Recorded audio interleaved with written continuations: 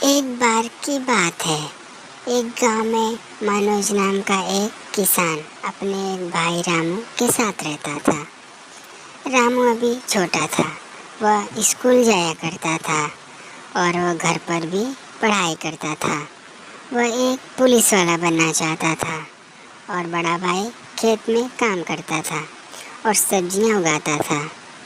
जो सब्जियां अच्छी होती थी उसे वह बाजार में बेचने निकल पड़ता था। रास्ते में उसे कई लोग मिल जाते जो उसकी सब्जियां खरीदते थे।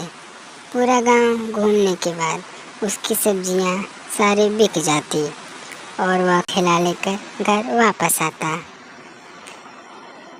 उसका छोटा भाई रामू खाना बनाकर बड़े भाई का इंतज़ार कर रहा होता है और जब मनोज घर आता है तो दोनों साथ में खाना खाते हैं और एक दूसरे से बातें करते और फिर सो जाते।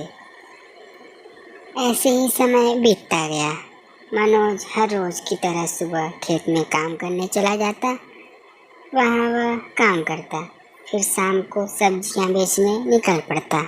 रास्ते में कई लोग उसकी सब्जियाँ खरीदते और वह आगे बढ़ता चला जाता। एक बार जब वो सब्जियाँ बेचकर लौट रहा था तभी एक चुड़ैल एक पेड़ पर बैठी होती है और मनोज को आवाज़ लगाती है। हे मनोज, कहाँ जा रहे हो? अपनी सब्जियों का ठेला मुझे दे दो, नहीं तो मैं तुम्हें मार डालूंगी। मनोज मना कर देता है।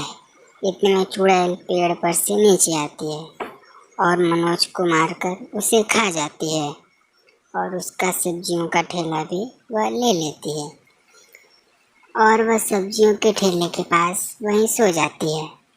काफ़ी रात हो चुकी थी। मनोज का छोटा भाई मनोज का इंतज़ार कर रहा होता है। मनोज का इंतज़ार करते करते सुबह हो जाती है और रामू उसको ढूंढने निकल पड़ता है। इतने में चुड़ैल वहाँ सब्जियाँ बेचते दिखाई पड़ती है।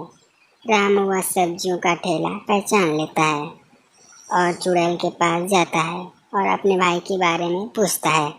तो चुड़ैल कहती है, मैंने ही तुम्हारे भाई को मारा है और तुम्हारे भाई के साथ अब मैं तुम्हें भी मार दूंगी। चुड़ैल ने रामू को भी मार डाला और सब्जियां बेचने निकल पड़ती।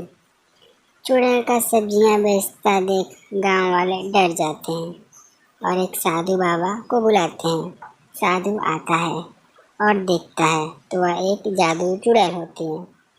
तभी उस साधु ने एक मंत्र पढ़कर चारों तरफ धुआं धुआं कर दिया और वह चुड़ैल अपना दम तोड़ देती है।